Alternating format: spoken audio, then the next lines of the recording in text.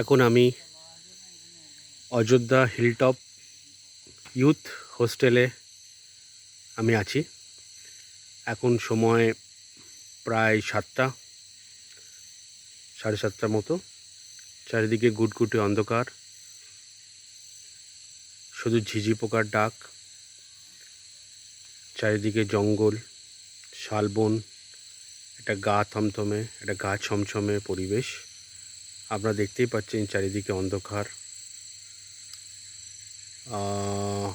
আগে সোজা গেলে একটা ওয়াচ টাওয়ার আছে, বাট ওখানে রাত্রেবেলা এখন আর যাব না। এত সুন্দর লাগছে।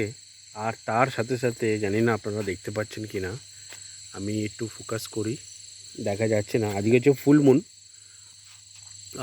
ক্যামেরায় হয়তো ঠিক জাস্টিফাই করতে পারবে না, জানি না। আজকে হচ্ছে ফুল মুন, আবার একজন বললো আজকে চন্দ্রগ্রহণও আছে। দারুণ লাগছে, সুন্দর, পুরো দিনের মতো চারিদিক হয়ে আছে।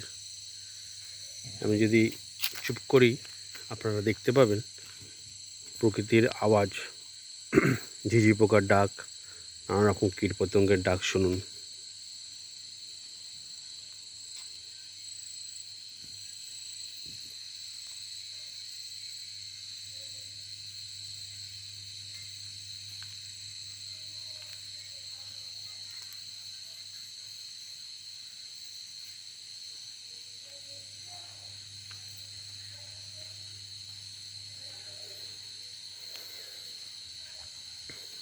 এটা হচ্ছে ইউথ হোস্টেল, সামনে হচ্ছে আপনাদের এন্ট্রি গেটটা,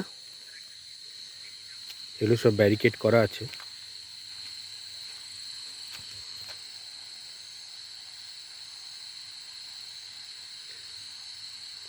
ভালো করে শুনলে একটা হালকা ক্ষীণ জলস্রোতের আওয়াজ আপনারা পাবেন।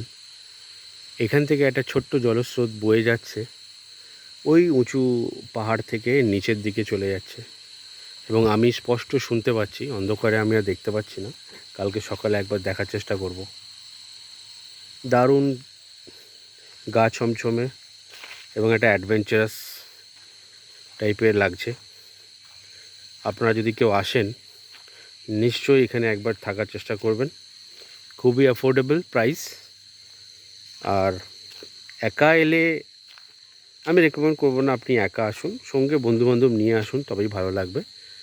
আর যারা মনে শক্ত, যারা যাদের মনটা খুব শক্ত, যারা ভীতু নন, যারা যে কোনো পরিবেশে সঙ্গে নিজেকে শক্তভাবে লড়াই করতে পারেন, বা যারা ভয় পান, ভীতু নন, ভীতু প্রকৃতির হলে এইসব হোস্টেলে দাদা আসবেন না একা, ঠিক আছে?